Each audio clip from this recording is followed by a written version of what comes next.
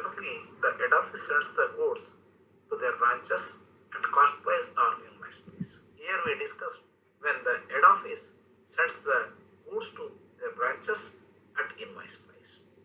When the goods sent by head office to the branches selling or invoice price means cost plus some percentage of profit.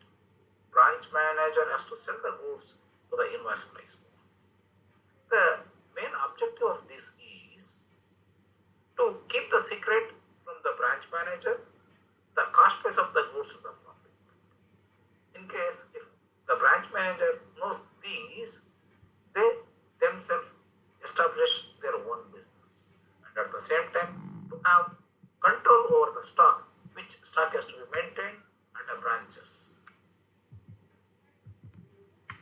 Branch ಅಥವಾ ಈ ಶಾಖಾ ಲೆಕ್ಕಪತ್ರಗಳನ್ನು ನಾವು ಮಾಡಬೇಕಾದ್ರೆ ಒಂದು ಬಹು ಮುಖ್ಯವಾಗಿ ಗಮನಿಸಬೇಕಾಗಿರತಕ್ಕಂಥ ವಿಷಯ ಏನಪ್ಪಾ ಅಂತಂದ್ರೆ ಇನ್ವಾಯ್ಸ್ ಪ್ರೈಸ್ ಮೆಥಡ್ ಅಂತ ನಾವು ಕರಿತೀವಿ. ಈ ಇನ್ವಾಯ್ಸ್ ಪ್ರೈಸ್ ಮೆಥಡ್ ಅಂದ್ರೆ ಏನು ಅಂತಂದ್ರೆ ಸಾಮಾನ್ಯವಾಗಿ ಹೆಡ್ ಆಫೀಸ್ ಇಂದ ಶಾಖೆಗಳಿಗೆ ಗೂಡ್ಸ್ ಅಥವಾ ಸರಕುಗಳನ್ನ ಕಳಿಸುವಾಗ ಅದರದ್ದು ಕಾಸ್ಟ್ ಪ್ರೈಸ್ ಜೊತೆಗೆ ಸರ್ಟನ್ ಪರ್ಸೆಂಟೇಜ್ ಆಫ್ ಪ್ರಾಫಿಟ್ ಅಂದ್ರೆ ಕೆಲವು ಭಾಗ ಅಥವಾ ಇಂತಿಷ್ಟು ಅಂತ ಲಾಭವನ್ನ ಸೇರಿಸ್ಬಿಟ್ಟು ಆ ಬಂದಿರತಕ್ಕಂಥ ವ್ಯಾಲ್ಯೂ ಏನಿದೆ ಆ ವ್ಯಾಲ್ಯೂಯನ್ನ ಮೆನ್ಷನ್ ಮಾಡಿಬಿಟ್ಟು ನಾವು ಹೆಡ್ ಆಫೀಸಿಂದ ಬ್ರಾಂಚ್ಗಳಿಗೆ ಸರಕನ್ನ ಕಳಿಸಿರ್ತಾರೆ. ಈ ರೀತಿ ಸರಕನ್ನ ಕಳಿಸಿದಾಗ ಬ್ರಾಂಚ್ ಮ್ಯಾನೇಜರ್ ಏನಿದ್ದಾನೆ ಅವನು ಏನು ಇನ್ವಾಯ್ಸ್ ಪ್ರೈಸ್ ಅಂದ್ರೆ ಅದರ ಬೆಲೆಯ ಜೊತೆಗೆ ಏನು ಒಂದಿಷ್ಟು ಪ್ರಾಫಿಟ್ ಅನ್ನ ಸೇರಿಸಿ ಅದಕ್ಕೆ ಬೆಲೆನ ನಿಗದಿ ಮಾಡಿ ಕಳಿಸಿರ್ತೀವೋ ಅದೇ ಬೆಲೆಗೆ ಅವನು ಮಾರಾಟ ಮಾಡಬೇಕಾಗುತ್ತೆ. ಏನು ಕಾರಣಕ್ಕೂ ಅದಕ್ಕಿಂತ ಕಡಿಮೆ ಬೆಲೆಗೆ ಅವನು ಮಾರಾಟ ಮಾಡಲಿಕ್ಕೆ ಕೊಡೋದಿಲ್ಲ.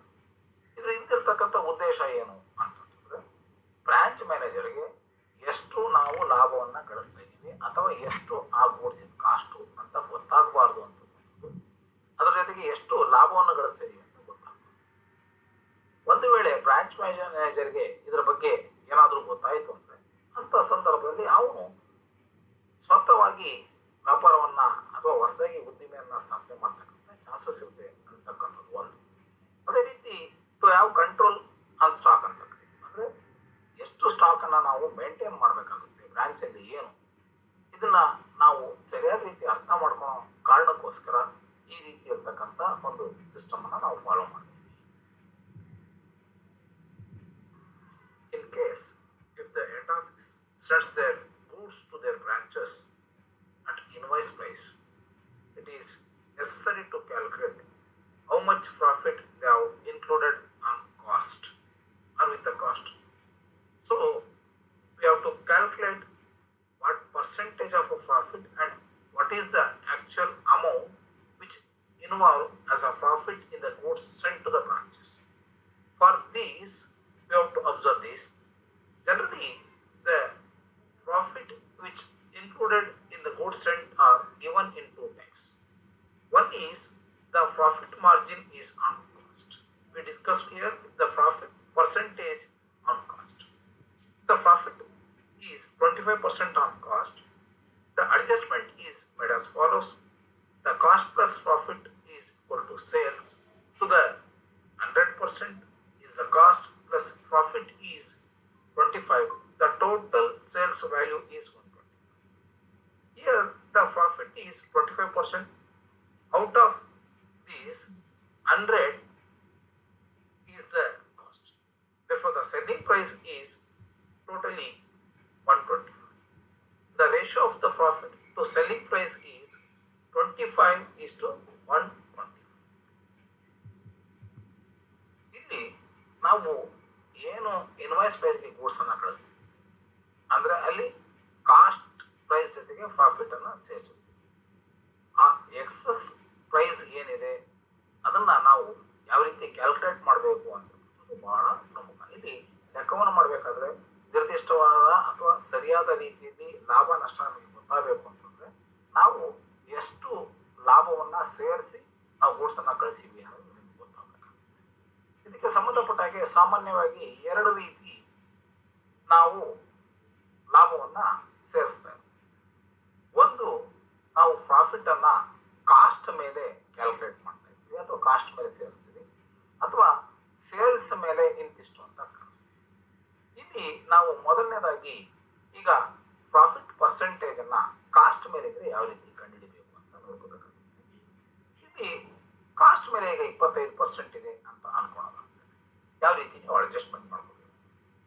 ಇದಕ್ಕೆ ಸಂಬಂಧಪಟ್ಟ ಹಾಗೆ cost plus profit is equal to sales ಅಂತ ಒಂದು ಈಕ್ವೇಶನ್. ಇದರಲ್ಲಿ ಈಗ ಪ್ರಾಫಿಟ್ 25% ಆನ್ ಕಾಸ್ಟ್ ಅಂತ ಕೊಟ್ಟಿರೋದ್ರಿಂದ ನಾವು ಕಾಸ್ಟ್ ಅನ್ನ 100 ಅಂತ ಅನ್ಕೊಳ್ಳೋಣ. ಅಲ್ಲಿಗೆ 100 ಕಾಸ್ಟ್ ಪ್ಲಸ್ ಪ್ರಾಫಿಟ್ ಸೇಲ್ಸ್ ಅಂತಕ್ಕಂಥದ್ದು 125 ಇದೆ. ಆದ್ರಿಂದ ಇಲ್ಲಿ ಪ್ರಾಫಿಟ್ 25%, ಕಾಸ್ಟ್ 100, ಸೆಲ್ಲಿಂಗ್ ಪ್ರೈಸ್ 125 ಆಗುತ್ತೆ ಮಾರಾಟದ ಬೆಲೆ. ಅಂದ್ರೆ ನಾವು 100 ರೂಪಾಯಿ ಸರಕನ್ನ ಅವರಿಗೆ ಕಳಿಸಿದ್ರೆ ಅದಕ್ಕೆ 125 ಅಂತ ಬೆಲೆಯನ್ನು ಹಾಕಿ ಕಳಿಸಿದ್ವಿ. ಇದರಲ್ಲಿ 100 ರೂಪಾಯಿ ಕಾಸ್ಟ್ ಇರುತ್ತೆ, 25 ರೂಪಾಯಿ ಲಾಭ ಇರುತ್ತೆ. ಇದ್ರದ್ದು ರೇಷಿಯೋ ಅಂತಂದ್ರೆ 25/125 ಇರುತ್ತೆ. In case if profit margin is on sales, for solution or for solving the problem, you have to convert the profit percentage on cost. For this purpose, the following method is to be adopted. If the profit is 25% on sales, the adjustment is made as follows. Cost plus profit is equal to sales.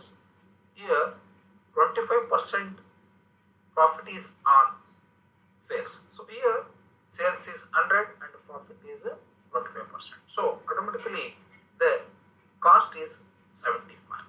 So here the profit 25% on sales, therefore selling price is 100 and cost is 100 minus 25 is equal to 75. For simplifying these, an equation is to be formed. Profit on cost is equal to, for 75 cost, profit is 25. For 100 is equal to 1. By solving these, 100 into 25 by 75, we will get 33.33% or 33.3%. The ratio of profit to cost is 33.33 is to 100. So, for calculating these, if any rate of profit is given, the same procedure is to be adopted to convert the profit purchase percent on sales to cost. ಅದೇ ರೀತಿಯಲ್ಲಿ ಇಲ್ಲಿ ಒಂದು ವೇಳೆ profit ಅನ್ನ sales ಮೇಲೆ ಹಾಕಿ ಕಳಿಸಿದ್ರೆ profit margin ಅಂದ್ರೆ ಈ ಪ್ರಾಫಿಟ್ 25% ಅನ್ನ ಉದಾಹರಣೆ ತಗೊಳ್ಳೋಣ. ಅದು ಸೇಲ್ಸ್ ಮೇಲೆ 25% ಇದೆ ಅಂತ ಏನಾದ್ರು ಕೊಟ್ಟಿದ್ರೆ ಪ್ರಾಬ್ಲಮ್ ಅಲ್ಲಿ, ಅವಾಗ ನಾವು ಯಾವ ರೀತಿ ಎಕ್ಸಸ್ ಪ್ರೈಸ್ ಅನ್ನ ಕಂಡುಹಿಡಿಬೇಕು ಅಂತ ನೋಡ್ಬೇಕು. ಇನ್ನು ಕೂಡ cost plus profit is equal to sales ಅಂದ್ರೆ ಇಲ್ಲಿ ಪ್ರಾಫಿಟ್ ನಮಗೆ ಗೊತ್ತಿದೆ. ಸೊ ಪ್ರಾಫಿಟ್ 25% ಅಂತ ಇದೆ, ಅದು ಸೇಲ್ಸ್ ಮೇಲೆ ಅಂತ ಹೇಳಿದ್ದಾರೆ. ಆದ್ರಿಂದ ಇಲ್ಲಿ ಸೇಲ್ಸ್ 100 ಆಗುತ್ತೆ. ಅಲ್ಲಿಗೆ ಸೇಲ್ಸ್ 100 ಆದ್ರೆ ನಮಗೆ ಪ್ರಾಫಿಟ್ 25%. ಸೊ 100 ಅಲ್ಲಿ 25% ಕಳೆದ್ರೆ 75% ನಮ್ದು ಕಾಸ್ಟ್ ಆಗುತ್ತೆ. ಅಂದ್ರೆ ಇಲ್ಲಿ profit is 25% on sales, therefore selling price is 100. The cost ಅಂತಂದ್ರೆ 105 minus 25 ಅಂದ್ರೆ 75 ಆಗುತ್ತೆ. ಇದನ್ನ ನಾವು ಒಂದು ಈಕ್ವೇಶನ್ ನ ಫ್ರೇಮ್ ಮಾಡ್ಕೊಂಡು ಪ್ರಾಫಿಟ್ ಪರ್ಸೆಂಟೇಜ್ ಎಷ್ಟಿದೆ ಕಾಸ್ಟ್ ಮೇಲೆ ಅಂತ ನಾವು ನೋಡ್ಕೋಬೇಕು. ಸೇಲ್ಸ್ ಮೇಲೆ ಏನಾದ್ರೂ ಪ್ರಾಫಿಟ್ ಅನ್ನ ನಾವು ಕೊಟ್ಟಿದ್ರೆ ನಾವು ಪ್ರಾಬ್ಲಮ್ ಅನ್ನ ಮಾಡಬೇಕಾದಂತ ಸಂದರ್ಭದಲ್ಲಿ ಅದನ್ನ ನಾವು ಕಾಸ್ಟ್ಗೆ ಕನ್ವರ್ಟ್ ಮಾಡ್ಕೋಬೇಕಾಗುತ್ತೆ. ಸೊ ಆದ್ರಿಂದ ನಾವು 75 ಕಾಸ್ಟ್ ಇದೆ, 25 ಪ್ರಾಫಿಟ್ ಇದೆ. ಸೊ ಆದ್ರಿಂದ 75 ಕಾಸ್ಟ್ಗೆ 25 ಪ್ರಾಫಿಟ್ ಆದ್ರೆ 100ಕ್ಕೆ ಎಷ್ಟು ಅಂತ ನಾವು ನೋಡ್ಕೋಬೇಕು. ಇಲ್ಲಿ 75ಕ್ಕೆ 25 ಆದ್ರೆ 100ಕ್ಕೆ ಎಷ್ಟು ಅಂದ್ರೆ 100 ಇಂಟು 25 ಡಿವೈಡೆಡ್ 75 ಮಾಡಿದ್ರೆ ನಮಗೆ 33.33 ಅಥವಾ 33.1/3% ಬರುತ್ತೆ. ಈಗ ಇಲ್ಲಿ ratio of profit to the cost ಅಂತಕ್ಕಂಥದ್ದು 33.33 by 100 ಆಗುತ್ತೆ. When the goods are sent by head office to their branches at selling price or invoice price, to calculate the true profit or loss, the head office needs to make certain adjustments, which are as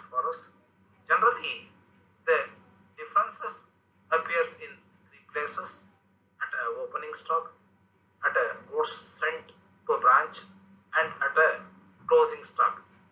For adjusting the differences in the opening stock, a entry is to be made after calculating the excess amount. Stock reserve account debited to branch account, and at the same time for the entry which required for the goods sent to branch is that the goods sent to branch account debited to branch account, and at the same time the difference which arises in closing stock is also to be adjusted. For adjusting that entry is branch account debited to stock reserve.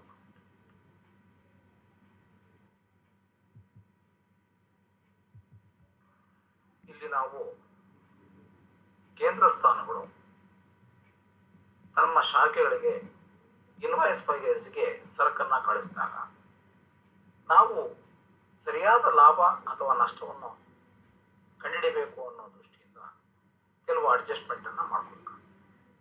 So ಈ ಹಿಂದೆ ಅದಕ್ಕೆ ಸಂಬಂಧಪಟ್ಟ ಹಾಗೆ excess value ಯಾವ ರೀತಿ calculate ಮಾಡಬೇಕು ಅಂತ ನಾವು ನೋಡ್ಕೊಂಡಿದ್ವಿ.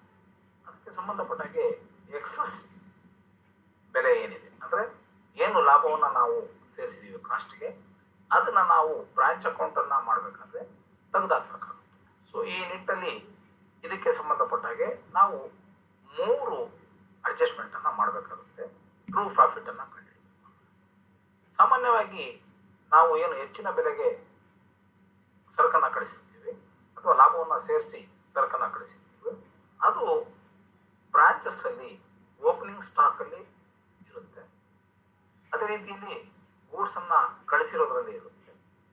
ಮೂರನೇದಾಗಿರ್ತಕ್ಕಂಥದ್ದು ಕ್ಲೋಸಿಂಗ್ ಸ್ಟಾಕ್ ಅಲ್ಲಿ ಇರುತ್ತೆ.